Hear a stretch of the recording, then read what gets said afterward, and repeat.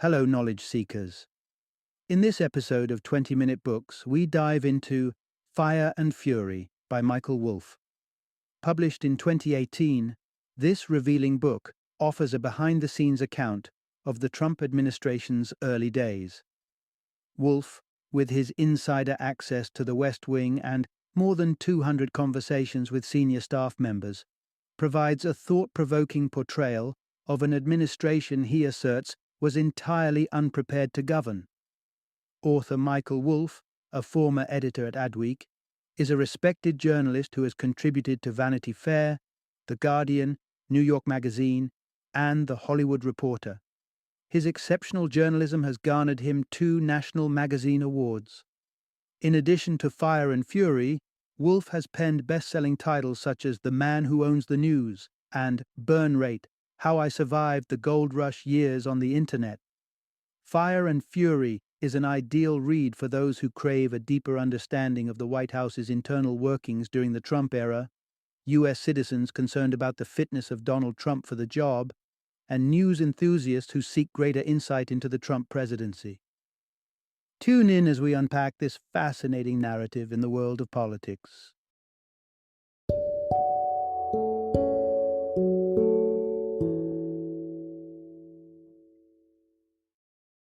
Fire and Fury Inside the Trump White House.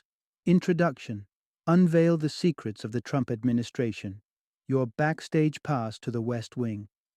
In June 2015, Donald Trump threw his hat into the ring of presidential contenders, a move that had pundits and political watchers reeling with disbelief.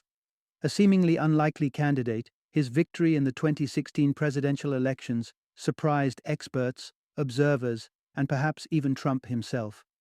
In the role of the leader of the free world, how did this real estate magnate and reality TV star adapt? This immersive narrative, sculpted from Michael Wolff's painstaking exploration of the Trump administration, offers you an exclusive glimpse behind the curtain of one of the most controversial presidencies in American history. You'll gain insights into the key players pulling the strings, the relationships and power struggles within the administration, and what they really think of their commander-in-chief. The release of Fire and Fury ignited a firestorm in the media that swept across the globe. Let's dive in to find out what sparked this explosive reaction. In this narrative, you'll discover the real power couple within the West Wing, known as Javanka, an activity that is conspicuously absent from Trump's daily routine, the reason behind Trump's flurry of executive orders. Part 1. The Unexpected Triumph. Trump's shock victory took everyone by surprise, including Trump himself. Remember the wave of disbelief that swept through the nation when the political outsider, Donald Trump, won the 2016 U.S. presidential election? You weren't alone. Ironically, even Trump and most of his campaign team hadn't expected such an outcome. As the election drew near, Trump assured his wife, Melania, that their lives would return to normal come November. With a marriage far from the portrait of domestic bliss, Melania yearned for the days when the relentless glare of media scrutiny would abate, and their personal lives, including Trump's past infidelities, would cease being a national talking point. The rest of the campaign team, including the likes of campaign manager Kellyanne Conway and Trump's advisor and son-in-law, Jared Kushner, were certain that the roller coaster ride of Trump's presidential campaign was nearing its final stop. Everyone was already dreaming about life after the campaign, strategizing about their next ventures, while Trump planned to cry foul about the stolen election and toyed with launching his own television network. Conway saw her newfound fame as a ticket to a cushy media job with a leading cable news network. Their lack of preparedness was evident in how ill-equipped the team was for the heightened scrutiny that comes with the White House. Trump, along with other campaign associates like Paul Manafort, were ensnared in a financial gray area due to their extensive real estate holdings. Their backgrounds and transactions were unlikely to withstand close inspection. In fact, Manafort only agreed to step in as campaign manager after Kushner reassured him that the chances of winning were slim, and thus there was little risk of him being subjected to any investigations. The election results, therefore, left everyone in a daze. Trump's closest allies and most staff members were at a loss, grappling with the reality of what lay ahead. The only exceptions were Trump advisor Steve Bannon and his pollster John McLaughlin, who had an inkling that the odds were in their favor. For the rest, they were ill-equipped for the whirlwind that was about to hit. Part 2. The power tussle within the West Wing. Trump's inner circle at loggerheads. Navigating the political waters of an underdog campaign and steering the ship within the White House are two distinct ballgames, a fact Jared Kushner was quick to discover. Once ensconced in the White House, Kushner found that the camaraderie he shared with Steve Bannon during the campaign had started to ebb. The campaign had provided a unifying purpose, getting Trump elected, which had fostered a strong bond among the team. However, with the election won, the focus shifted to policymaking. Here, Bannon's vision diverged dramatically from that of Kushner and Ivanka Trump. Bannon, who referred to Ivanka and Kushner collectively and somewhat derisively as Yarvanka, dubbing them the geniuses, championed a departure from globalism towards economic nationalism. His vision for the Trump presidency included launching a trade war against China and refraining from futile foreign entanglements, like the seemingly unending conflicts in the Middle East. In contrast, Yarvanka aimed to tap into Trump's Democrat inclinations, striking audacious deals in the Middle East and facilitating a peaceful resolution between Israel and Palestine. With familial ties to Benjamin Netanyahu, the Prime Minister of Israel, and close connections to the iconic political strategist Henry Kissinger, Jared and Ivanka were well placed to make this happen. However, some of their business connections in the region, including real estate and mining magnate Benny Steinmetz, were under investigation for shady business practices. Bannon would chuckle every time Trump proclaimed that Jared would become the next Kissinger, the peacemaker of the Middle East. In Bannon's view, Yarvanka's philosophy contradicted the core tenets of Trumpism. Both Bannon and Yarvanka were in for a revelation, however. What had been about managing Trump during the campaign transitioned into realizing just how unmanageable Trump could be as president. Part 3. Domination, not diplomacy. The assertive tactics of the Trump administration in its early days. Steve Bannon, the former honcho of Breitbart Media and an influential Trump campaign strategist, along with benefactors Rob Mercer and his daughter Rebecca Mercer, envisioned an America characterized by small government, deregulation, Christian supremacy, and an anti-Muslim stance. Breitbart gradually emerged as the central platform for the alt-right movement, comprising ultra-conservatives. It was these individuals who rallied behind Trump during his campaign, becoming what is now recognized as his core base of supporters. They were likely the subjects of Trump's audacious remark about his support remaining unflinching even if he were to shoot someone on Fifth Avenue. As the Trump presidency began, Bannon found himself riding a wave of momentum. Despite Trump's displeasure, Bannon was often credited as the mastermind behind the campaign. His strategy for the new presidency involved an approach aptly termed shock and awe. This strategy aimed to assert the president's dominance in the political sphere by utilizing executive orders, EOs, authoritative decrees that circumvent Congress and the negotiation process. Bannon had planned to issue 200 EOs within the first 100 days of the presidency. One of the earliest orders, issued on January 27th, tackled the emotive issue of immigration, a cornerstone of Trumpism. This order effectively barred the entry of individuals from specific Muslim-majority countries. Both Bannon and Trump shared a disdain for bureaucratic inertia and inefficiency, making the use of EOs an appealing method. However, this tactic also served another purpose. None of Trump's senior staff possessed the know-how to shape policy in the conventional way or draft official documents. Thus, Bannon directed a staffer to search the internet, learn how to pen an EO, and start working on it. Bannon reveled in the shock and outrage that the stringent travel ban elicited. With a background in clickbait media, he held a rather cynical view. Whether it sparked delight or disgust, a click remained a click. Part 4. the ideological rift in the White House, the Bannon versus Jarvenka tug-of-war. A week into his presidency, Trump extended an invitation to Joe Scarborough and Mika Brzezinski, co-hosts of the MSNBC talk show Morning Joe, to the White House. He was bewildered by their lack of enthusiasm for the travel ban, despite nationwide protests and several families torn apart. Trump, in his characteristic style, declared, "We did great." Many of Jared's confidants strongly advised him against accepting a role in the White House. However, both he and Ivanka believed that they were a critical counterbalance to unchecked Trumpism, capable of preventing the president from succumbing to his worst instincts. In essence, they saw themselves as presenting Trump with an alternative to the Bannon route. Bannon soon discovered a key aspect of Trump's decision-making process. He typically agreed with the last person he spoke with, so Bannon cleverly positioned himself to be the final voice heard, thereby enhancing the likelihood of Trump endorsing his suggestions.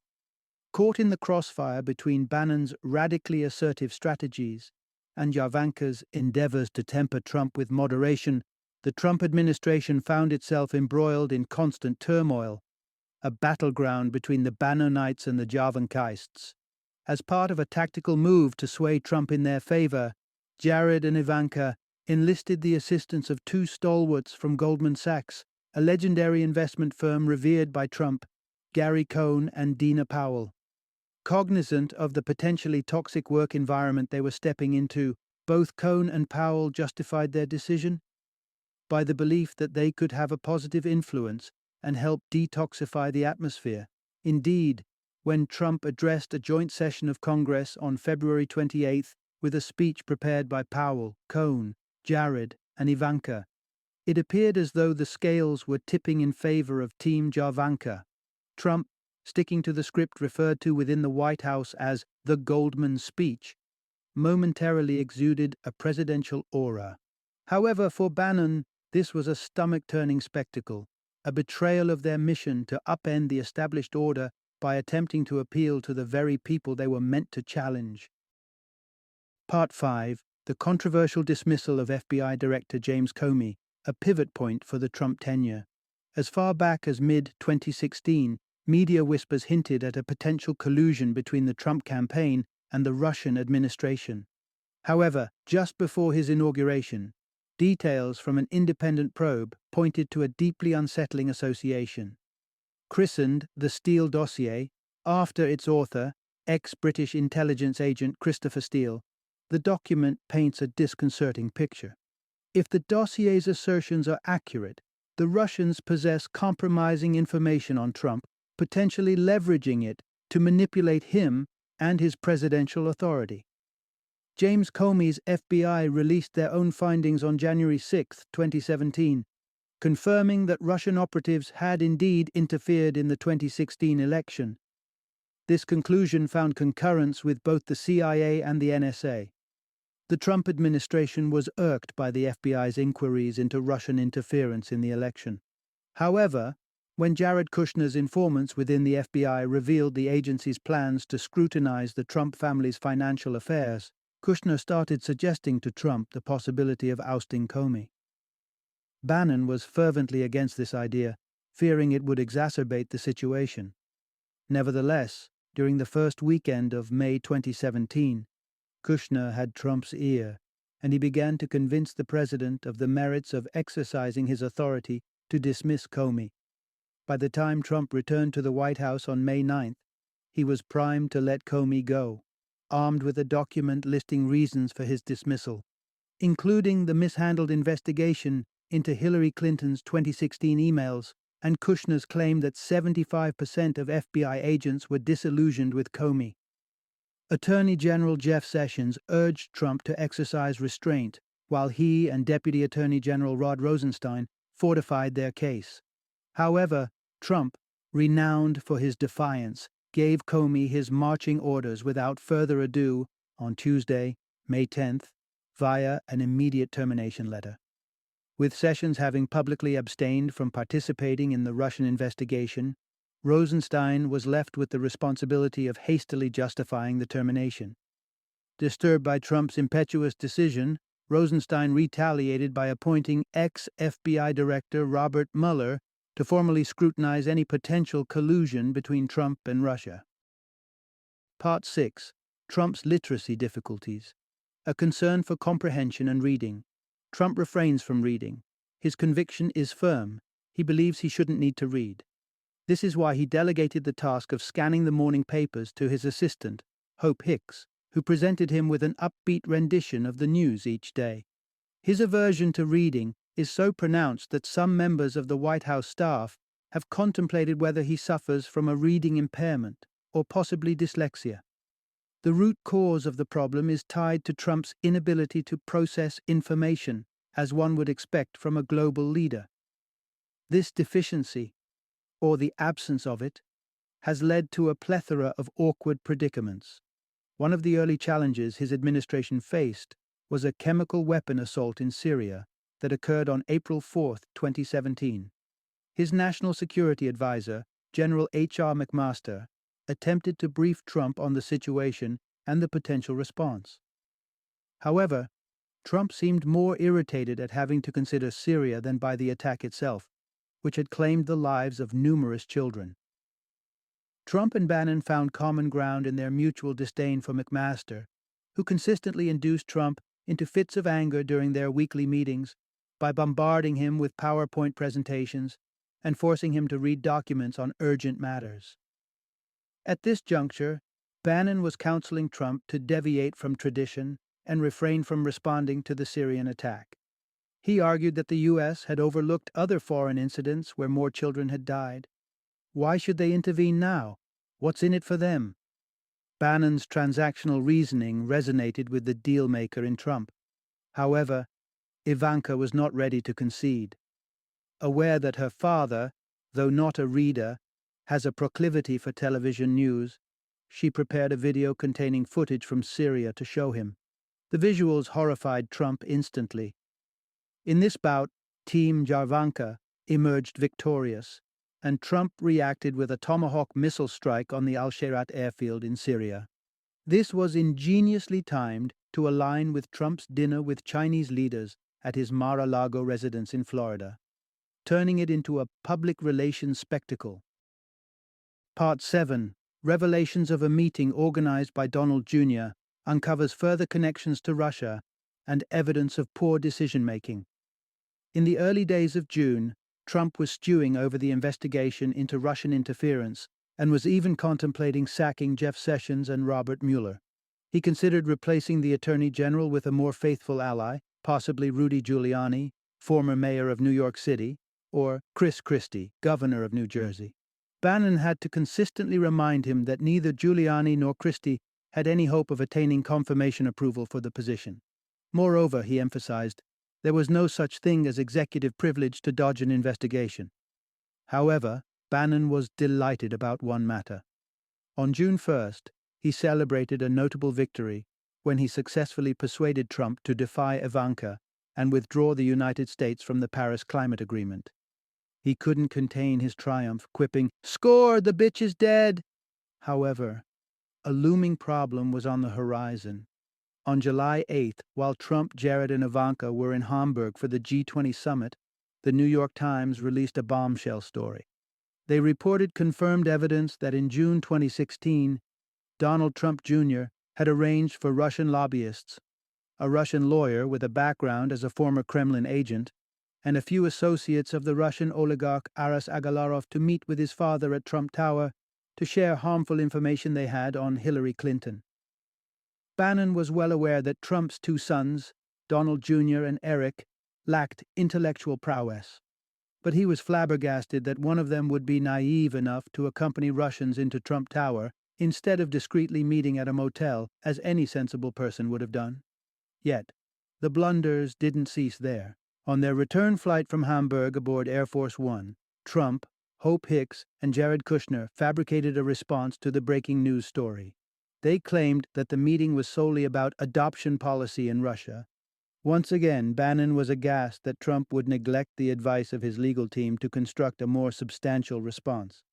He was further confounded that Hicks would involve herself in what was likely to be considered obstruction of justice. Part 8. Trump's own utterances repeatedly escalate his predicaments. Trump has had a consistent inability to acknowledge his own culpability in the series of troubles plaguing his administration. He vehemently blames the Russia debacle on Sessions. How could Sessions recuse himself and not safeguard Trump? It baffled him. Trump also has a notorious habit of inviting unnecessary media attention by firing off erratic early morning tweets at various individuals who, in his view, have wronged him in some manner. However, when questioned about these Twitter outbursts, he habitually dismisses or feigns ignorance, as if saying, "What's the fuss about?" For instance, as the anchors of the MSNBC show Morning Joe started expressing growing disillusionment with Trump, he lashed out on Twitter, claiming that co-host Mika Brzezinski once appeared at one of his events with a bleeding facelift.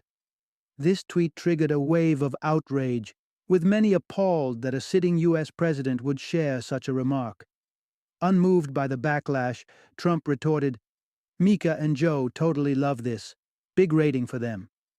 Trump's propensity to divert from prepared speeches and embark on tangential, barely coherent rants has frequently left audiences confounded, and not for positive reasons. On July 20th, Trump outdid even his own established standards. He opted to give an off-the-cuff interview to the New York Times, admonishing Sessions against resigning and warning Mueller against probing into his family's finances. Predictably, Bannon was horrified at the patent lack of wisdom displayed by the POTUS and lashed out in frustration, labeling Trump the most ill-disciplined politician ever. Shortly after this incident, with the publication of a book by Joshua Green titled The Devil's Bargain, which attributed Trump's electoral victory to Bannon rather than Trump himself, the fissure between the president and his advisor widened. This ultimately led to Bannon's dismissal. As of October 2017, Bannon is formulating his next move in the political arena, contemplating backing another candidate or even running himself. He also estimates the odds of Trump getting impeached at 33.3%, expressing conviction that Trump won't endure another term. Final summary. The core insight from this book. Donald Trump's successful campaign caught much of the world, including Trump and most of his team, off guard. Their strategy was designed for failure, devoid of any genuine ambition to clinch the presidency. It was merely a vehicle to enhance Trump's brand on a global platform. The campaign lacked seasoned political strategists and understanding of governance and policy-making processes, resulting in an administration rife with internal power struggles and flagrant conflicts of interest.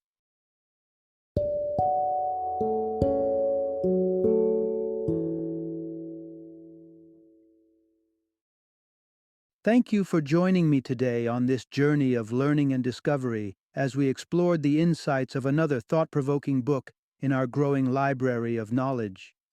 If you've enjoyed our time together, please take a moment to follow our podcast, give us a 5-star rating, and share 20-minute books with other knowledge seekers. Your support truly means a lot. Don't forget to join me again in the next episode, where we will delve into another enriching book. Until then, happy reading and happy listening.